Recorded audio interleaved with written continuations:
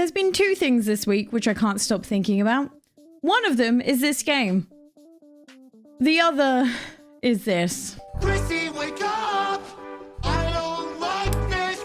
Yeah. Now I know what you're thinking. You're probably going, Eeowna, you're a chemist. Of course you love a game called Potions Permit. and yes, the props budget has in fact expanded. This has nothing to do with my love of chemistry, okay? Today we're talking about a game called Potions Permit that will be out in September on all platforms, including the Nintendo Switch. And I think this game might be making a future top 10 games on the Switch. I'm not even kidding. I love it this much. I don't know about you, but recently the Nintendo Switch has just been lacking in all things cozy, casual gaming wise for me. I need a game where I can lie in bed and play it at night before I go to sleep. And this game is gonna fill that void perfectly. Effectively, you help sick people, but it's a lot more fun than it sounds. Oh, and if you love all things Nintendo Switch, make sure you click the subscribe button down below. I post new videos twice a week on all things cozy and new on the Nintendo Switch, so make sure you're subscribed. The premise of the game is very simple. You go to a town and you make sick people well again by making them potions.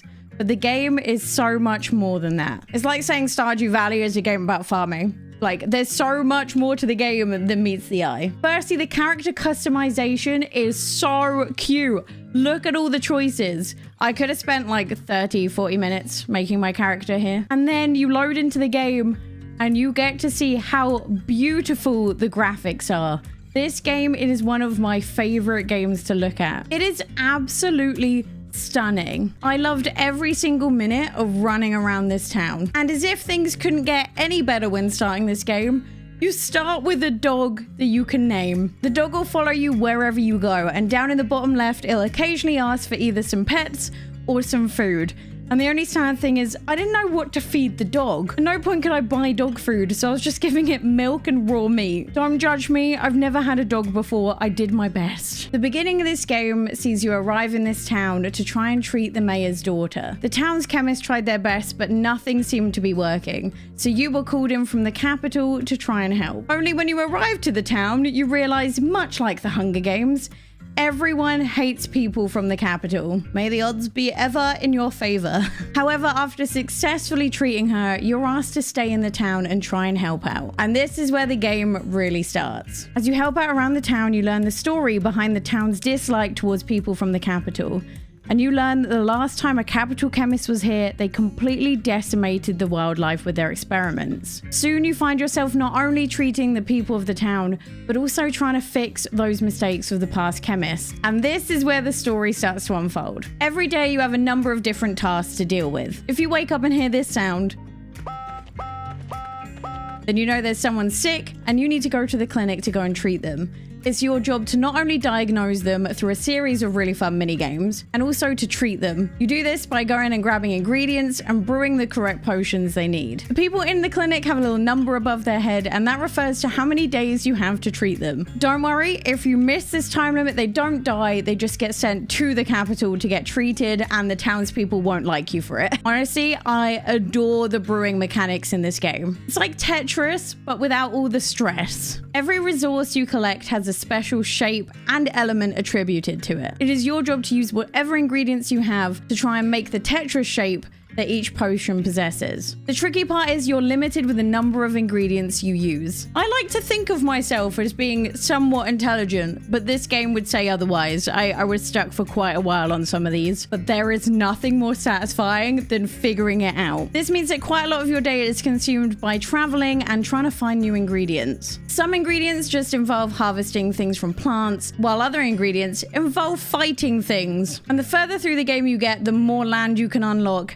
and the harder the things you have to fight are. This is when upgrading your tools becomes especially useful, because when fighting a bear, you probably want something slightly sharp. And the rare ingredients have either a lot more blocks in the Tetris shape, or have a bit more of an obscure shape that you could really need for some of your potions. So it's definitely worth exploring the land. But brewing potions and finding the ingredients isn't the only thing you can get up to. Something I didn't expect this game to excel at was the character storylines. Now, as I said before, unfortunately, all we had access to was the demo / the beta version of this game, which means, unfortunately, Unfortunately, you can only unlock one level of friendship with each and every character, but that was more than enough to give me an idea of how incredible the writing is for this game. Similar to Stardew, once you unlock a new level of friendship with a character, you'll be rewarded with a cutscene, which you can tell because you can run up to the board and it will tell you where and when to meet the person. You then get to see a snippet of their personality beautifully done by these cutscenes, some of which require you to then go and do a mission to finish off. You can increase friendship with a villager in a number of different ways. First of all, you just need to treat them when they're sick and not let them get sent off. Secondly, you can talk to them every single day for a tiny bit of friendship, or you can give them gifts. Thankfully, the gifting system is really simple. It's just the same gift for everyone. Each and every character story I've seen so far has given the most beautiful glimpse into their personality. They are all written wonderfully. I think this is going to be one of those games where you want to max out your friendship with every single person because you just want to see what their story arc is. And the beautiful thing is, as most of the villagers seem to hate you when you first arrive, you can gradually see them open up to you and be happier around you, which is a wonderful thing to see. And the more the town likes you, the more areas and the more things open up to you as well. And another thing you want to do every single day is try and earn some money.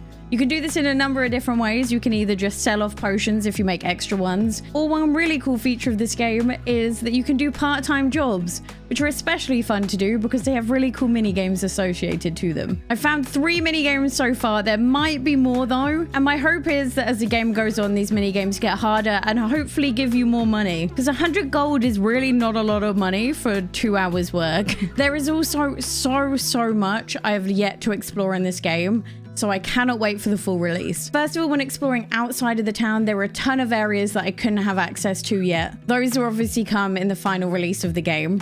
This will likely need me to upgrade my tools way more than I have done already. They're a little bit of a slog to do, so I need to grind for those. As I said earlier, I could only unlock one friendship level with all the villagers. And towards the end of the demo, you actually get a license that allows you to do bigger and better potions. So far, I only got to see a small amount of damage from the previous chemists. However, I think the story is going to rely heavily on trying to fix this even more going forwards. I went into the Discord to just see what direction this game was heading in ahead of launch, and there has been mention of relationships in the full version of the game, which is so good because I have my eyes on a couple of characters. Yeah, a couple. I can't make up my mind. This game's so difficult to put down because every time I say this is the last day, I wake up in the next day and there's a cutscene, or I get told another part of the land is opened up, or my favorite character is sick. And then you just say one more day until it's been like 3 more hours and you realize it's 2 a.m. and you really need to go to bed. That being said, so far the game has a few little quirks.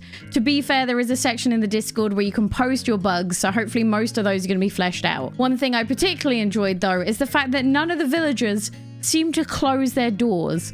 So you wake up before anyone else in the town does. I would never personally know how that feels because I seem to be the last person to wake up. But it means you can literally just walk into people's houses and watch them sleep. Don't ask me how I found this out. I just know you can watch people sleep. You can also sit inside of people. I did this one by mistake, but honestly, it gives the game character. And if you've been incredible and you've watched this far, make sure you comment the word boots down below and let me know what you think of this game. And if you're looking for another cozy demo to play, make sure you click here.